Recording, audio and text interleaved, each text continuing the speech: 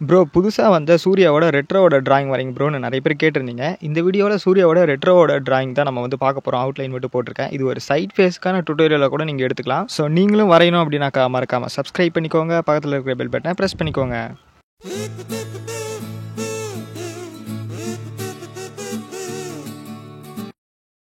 Friends, நம்ம இந்த சூர்யாவோட டிராயிங்கை வரைகிறதுக்கு முன்னாடி உங்ககிட்ட ஒரு சின்ன கேள்வி ஒன்று கேட்டுக்கிறேன். நம்ம சேனலில் வந்து டிராயிங் சீரிஸ் வந்து போட்டுட்ருக்கோம். அந்த சீரிஸ் வந்து யாருக்கெல்லாம் பிடிச்சிருக்கு, இன்னும் நம்ம அதை கண்டினியூ பண்ணலாமா வேணாமாங்கிறத இந்த வீடியோட கமெண்ட் செக்ஷனில் சொல்லுங்கள். ஸோ நம்ம இப்போ சூர்யாவோடைய ரெட்ரோ டிராயிங் வரைகிறத பற்றி பார்ப்போம். இந்த வீடியோவில் நான் அவுட்லைன் மட்டும் தான் வரைஞ்சிருப்பேன். பார்த்தீங்கன்னா ஷேடிங் வந்து நான் அடுத்த பார்ட் போடலாமா வேணாமாங்கிறதையும் நீங்கள் தான் சொல்லணும். ஏன்னா நீங்கள் எந்த அளவுக்கு சப்போர்ட் பண்ணுறீங்கிறத பொறுத்து தான் நான் அடுத்த டிராயிங்க்கு வந்து நான் போக முடியும்.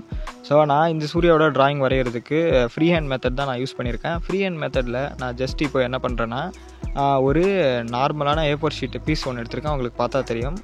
அப்புறம் வந்து பார்த்தீங்கன்னாக்கா ஒரு HB பென்சில் எடுத்திருக்கேன். அந்த பென்சில் எடுத்து ஒரு கர்வ் லைன் ஒன்று போட்டுட்டு ஒரு ஸ்ட்ரைட் லைன் ஒன்று போட்டிருக்கேன். அந்த கண்ணுக்கான லைன் வரைகிறதுக்காக அந்த லைனையும் யூஸ் பண்ணி அந்த நோஸ்க்கான அந்த வளைவாக இருக்கும் இல்லையா, அந்த எட்ஜி நோஸ்கிட்ட, ஸோ நெத்திக்கிட்ட அந்த இடத்த வந்து நான் போட்டிருக்கேன்.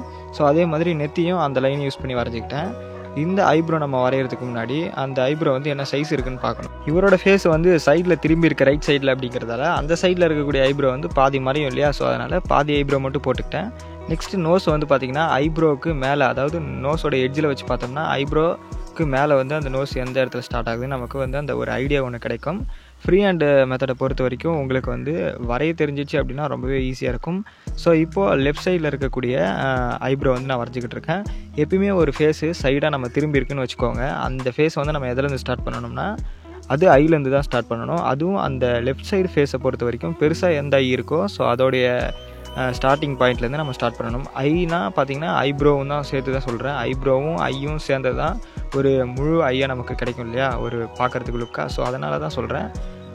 எந்த ஐ வந்து சைட் ஃபேஸில் பெருசாக தெரியுதோ அதை மட்டும் ஃபஸ்ட்டு நீங்கள் ஸ்டார்ட் பண்ணி வரைஞ்சிட்டிங்கன்னாக்கா அதுக்கப்புறம் வரக்கூடிய பார்ட்ஸ் எல்லாம் நமக்கு வரைகிறதுக்கு ரொம்பவே ஈஸியாக இருக்கும். ஸோ இந்த வீடியோ மூலிமா உங்களுக்கு வந்து இந்த சைட் ஃபேஸ் வரைகிறதும் தெரிஞ்சிருக்கும்னு நினைக்கிறேன்.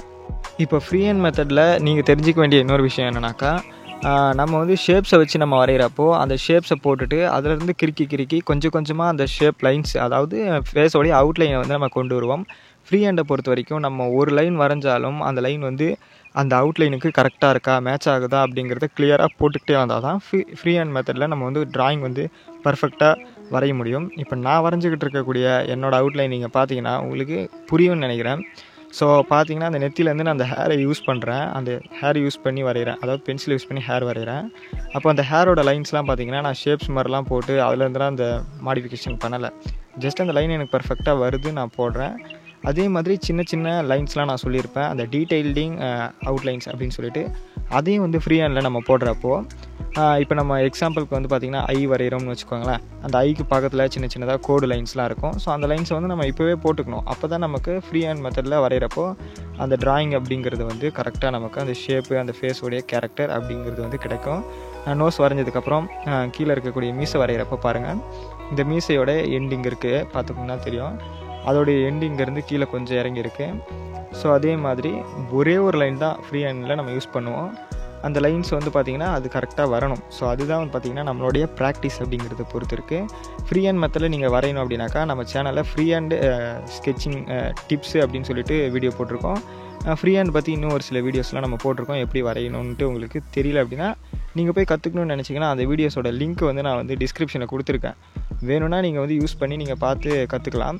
அதே மாதிரி இந்த ஃப்ரீ ஹேண்ட் மெத்தடில் நீங்கள் அவுட்லைன் பண்ணுறீங்க அப்படின்னாக்கா ஃபஸ்ட்டு பேசிக்காக இருக்கக்கூடிய லைன்ஸ் தான் பண்ணணும். ஷேப்ஸில் நம்ம யூஸ் பண்ணோம் இல்லையா, அந்த மாதிரி ஃபஸ்ட்டு பேசிக்காக நமக்கு எந்த லைன் பெருசாக ஈஸியாக இருக்கோ அதை போடணும். நெக்ஸ்ட்டு அதுக்கப்புறம் சின்னதாக கொஞ்சம் கஷ்டமாக டீட்டெயில்டாக இருக்கக்கூடிய லைன் போட்டிங்கன்னா உங்களுக்கு வந்து ஈஸியாகவே இருக்கும்.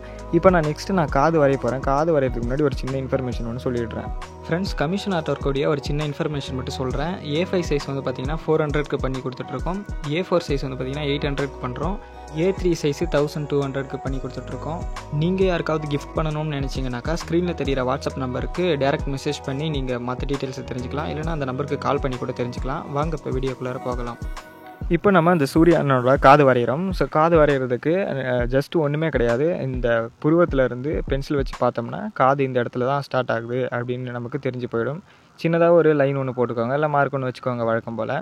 ஸோ அதே மாதிரி தான் நம்ம காது வரைகிறப்போ இன்னொரு முக்கியமான விஷயம் என்னென்னாக்கா மேலே நீங்கள் எப்படி பார்க்குறீங்களோ அதே மாதிரி வந்து பார்த்திங்கன்னா கீழேயும் நீங்கள் அந்த அளவு வந்து பார்க்கணும். இதுக்கு நடுவில் வந்து நம்ம என்ன பண்ணணும் அப்படின்னாக்கா, உள்ளே இருக்கக்கூடிய லைன்ஸ்லாம் வந்து பார்த்திங்கன்னா ஃபஸ்ட்டே நம்ம போட்டு முடிச்சிடணும். அப்போ தான் அந்த சைடில் போடக்கூடிய லைன்ஸ்னு ஒன்று வரும் இல்லையா காதில், ஸோ அந்த முடிக்கிட்ட இருக்கும். அந்த லைன் வந்து நமக்கு கரெக்டாக போடணும் அப்படின்னாக்கா உள்ளே இருக்கக்கூடிய சின்ன சின்ன லைன்ஸ், காதோடைய லைன்ஸ்லாம் போட்டுடணும். இப்போ இவருடைய தாடி வந்து பார்த்திங்கன்னா கொஞ்சம் லைட்டாக தான் இருக்குது. அந்த தாடி வந்து நான் வரையில, ஜஸ்ட் சும்மா அந்த மாதிரி போட்டு விட்டோம் அப்படின்னா அந்த இடத்துல நமக்கு தாடி இருக்குது அப்படிங்கிற ஒரு எஃபெக்ட் ஒன்று கிடைக்கும் அவுட்லைனில். நல்லா ஒன்று புரிஞ்சுக்கோங்க, நீங்கள் எப்போ ஒரு அவுட்லைனை பர்ஃபெக்டாக போடுறீங்களோ அப்போ தான் உங்களோட ட்ராயிங் வந்து நீங்கள் சூப்பராக கொண்டு போக முடியும். நீங்கள் என்ன தான் ஷேடிங்கில் வந்து பெரிய வித்வானாக கூட இருக்கலாம், அதாவது பெரிய மாஸ்டராக கூட இருக்கலாம்னு சொல்ல வந்தேன். ஸோ அவ்வளோ பெரிய மாஸ்டராக இருந்தாலும் அவுட்லைன் பர்ஃபெக்டாக இல்லை அப்படின்னாக்கா வெறும் ஷேடிங் வச்சு மட்டுமே எந்த ஒரு பிக்சரும், அதாவது ஒரு ட்ராயிங்கும் நல்லா இருக்குன்னு சொல்லிட முடியாது. அதே மாதிரி நிறைய பேர் வந்து என்கிட்ட கேட்டுக்கிட்டே இருக்கீங்க, ப்ரோ கண் எப்படி ப்ரோ வரைகிறது, மூக்கு எப்படி ப்ரோ வரைகிறது, காது எப்படி ப்ரோ வரைகிறது, ஹேர் எப்படி ப்ரோ வரைகிறதுன்னு சொல்லிட்டு எல்லாத்துக்கும் நம்மளோட சேனலில் வீடியோ இருக்குது. ஃபஸ்ட்டு நீங்கள் வந்து செக் பண்ணுங்கள் நம்மளோட சேனலில் போய்ட்டு. நிறைய பேர் வந்து பார்த்திங்கன்னா ட்ராயிங் வரையணுங்கிற ஒரு ஆர்வத்தில் இருக்கீங்க. உண்மையாகவே உங்களுக்கு ட்ராயிங் வரையணும்னு ஆசை இருந்துச்சுன்னா நம்ம சேனலில் எல்லாத்துக்குமான வீடியோஸும் டுட்டோரியலாக நான் போட்டிருக்கேன். அதை போய் நீங்கள் செக் பண்ணி பாருங்கள். உங்களுக்கு தேவையான வீடியோ வந்து என்னோடய சேனலில் இல்லை அப்படிங்கிற பட்சத்தில் மட்டும் கமெண்ட் பண்ணுங்கள். உங்களுக்கு என்ன டவுட்டாக இருந்தாலும் கால் பண்ணி கூட கேளுங்க, நான் வந்து உங்களுக்கு ரிப்ளை பண்ணுறேன், ஆன்சர் பண்ணுறேன். ஓகேங்களா? ஃபஸ்ட்டு செக் பண்ணுங்கள், அதுதான் நான் சொல்ல வரேன். ஸோ இப்போது நான் அந்த காதுகிட்டேருந்து ஹேரை வந்து முடிச்சிட்டேன். இப்போ வந்து பார்த்திங்கன்னா எனக்கு ஃபேஸு கிட்டத்தட்ட எல்லாமே கிடச்சி போச்சு. இப்போ நெக்கோடைய அந்த லைன்ஸ் பாருங்கள், ரொம்ப ஈஸியாக இருக்கும். இதுக்கப்புறம் நான் வந்து உங்கள்கிட்ட வந்து இந்த டுட்டோரியல் சொல்ல தேவையில்லைன்னு நினைக்கிறேன். ஏன்னு வந்து பார்த்திங்கன்னா இதுக்கப்புறம் வர்றதெல்லாம் ஒரு நார்மலான விஷயங்கள் தான். அந்த டிஷர்ட்குள்ளே இருக்கக்கூடிய அந்த லைன்ஸ் தான், அது வந்து எல்லோரும் ஈஸியாக போடுவீங்க. பட் இருந்தாலும் அதுவும் நீங்கள் கொஞ்சம் கேர் எடுத்து போட்டிங்கன்னா உங்களோட ட்ராயிங் வந்து பர்ஃபெக்டாக வரும். இப்போ நமக்கு இருக்கக்கூடிய ஒரு மிகப்பெரிய ஒரு போட்டியே பார்த்திங்கன்னா இந்த ட்ராயிங்கில் இவருடைய ஹேண்டும் அந்த சிகரெட்டும் தான். ஏன்னு வந்து பார்த்திங்கன்னா இதுதான் அந்த ட்ராயிங் வந்து ஒரு பெரிய லுக்கே. நான் சொல்கிறது கரெக்டாக இருந்துச்சுன்னா கமெண்ட் செக்ஷனில் ஆமாம் ப்ரோன்னு சொல்லுங்கள், இல்லைனா இல்லை ப்ரோன்னு சொல்லுங்கள். ஏன் அப்படி இந்த சிகரெட்டுன்னு சொல்கிறேன்னு பார்த்தீங்கன்னா, சிகரெட் வந்து ஒரு ஸ்டைலான ஒரு விஷயம். அது மட்டும் இல்லாமல் அதை பிடிச்சிருக்கக்கூடிய அந்த ஹேண்டு, நம்ம வரைகிற அந்த ஸ்டைல் இருக்குது பார்த்தீங்களா, ஸோ அது வந்து ரொம்பவே முக்கியம். என்னோடய ட்ராயிங்கில் அந்த ஹேண்டை நான் எப்படி வரைஞ்சிருக்கேன்னு பாருங்கள். லைட்டாக என்னுடைய ஹேண்டை பார்த்தீங்கன்னாக்கா கொஞ்சம் கீழே இறங்கின மாதிரி நான் வரைஞ்சிருப்பேன். ஏன் அப்படி நான் வரைஞ்சிருக்கேன் அப்படின்னாக்கா, அப்படி இருந்தால் கொஞ்சம் நல்லாயிருக்கும்னு எனக்கு தோணுச்சு, அதனால தான் நான் வரைஞ்சேன், வேறு ஒன்றும் கிடையாது. ஜஸ்ட் சைடில் ஒரு கோடு போட்டுக்கலாம். அதுக்கப்புறம் அவருடைய கை வந்து இல்லை. ஸோ இந்த மாதிரி வாட்ச் இருக்குது கொஞ்சம் கீழே, அந்த வாட்ச் வரைஞ்சிக்கிறேன். அடுத்ததான் நம்ம அந்த வாட்ச் வரைஞ்சி முடிச்சதுக்கப்புறம் கீழே அவருடைய டிஷர்ட்டோட எண்டு இருக்குது, அந்த இடத்துல நான் வந்து ஒரு லைன் ஒன்று போட்டுக்கிறேன். ஸோ அவ்வளோதான். உள்ளே இருக்கக்கூடிய சின்ன சின்ன லைன்ஸுக்கெலாம் நான் வந்து லைட்டாக தான் போட்டிருக்கேன். நாங்கள் வந்து நம்ம ஷேடிங் பண்ணுறது மூலிமா டிஷர்ட்டோடைய ரியாலிட்டி வந்து கொண்டு வர முடியும். அதை வந்து நான் நெக்ஸ்ட் வீடியோவில் வந்து ஷேடிங்கோடைய டுட்டோரியல் போடுறேன். அதுக்கு நீங்கள் தான்ப்பா வந்து சப்போர்ட் பண்ணணும், போடலாமா வேணாமான்ட்டு. ஏன்னு வந்து பார்த்திங்கன்னா அந்த மாதிரிலாம் வீடியோஸ் போட்டால் நிறைய பேர் பார்க்க மாட்டீங்க. ஷேடிங்ஸ் போட்டாலே ஜஸ்ட் அவுட்லைன் போட்டால் அதை மட்டும் தான் பார்க்குறீங்க. ஸோ இந்த வீடியோ நான் கடைசியில் வரைஞ்சி முடிச்சதுக்கப்புறம் அவுட்லைனை டார்க் பண்ணிவிட்டேன். எனக்கு கிடைச்ச ரிசல்ட் என்னவோ இதுதான். கரெக்டாக இருக்கா என்ன ஏது அப்படிங்கிறது வந்து உங்கள் கமெண்ட் செக்ஷனில் கருத்தில் சொல்லுங்கள் கீழே. அப்புறம் அந்த வீடியோ பிடிச்சிருந்தா ஒரு சப்ஸ்கிரைப் பண்ணிக்கோங்க.